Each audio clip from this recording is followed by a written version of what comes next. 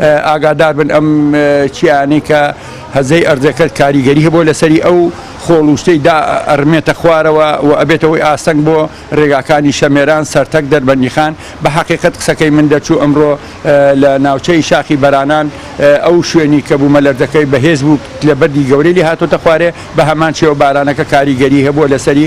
خۆڵ و خاشاکێکی زۆری هێناوەتە خوارەوە کە ئاسەنگی لە ڕێگەبانەکانە دروست کردووە. بۆیە من هەمان کات ئاگاداریمدا کە ئەمە زەنجێکی خراپە بوو مەلەردەکە بۆ هەرێمی کوردستان ئەو پلێ حەوتو لە دەیادووە زەنجێکی ترسناکە لێی داوە کە بەرپرسان و حکوومەتی هەرێم و لایەنە پەیوەندیدارەکان بێنە سەرهێڵ بۆ پاراستنی ئینقاز و ئەوەی کە بووە ڕۆیشت بەڵام لەمە دوچی بۆ بکرێ و بێنە سەرهێڵ هاوکاری ئەو لایەن و تیمانە بکەن. ئێمە لەگەڵ بەڕێز قایمقامی سلێمانی هەر لە یەکەم ساتەوە لە ئامادەباشییان تا ئەم لەحزەیە کە ئێمە لە قایمقامێتین بۆ خۆ ئامادەکردن لە کارە ناسروشتیەکان بوو مەلەرزە لافا و بابۆران هەرچی شتێک ڕوومان تێ بکە بەڕێزانی کە لەگەڵ لیژنەکانان هەماهەنگی باشمان هەیە.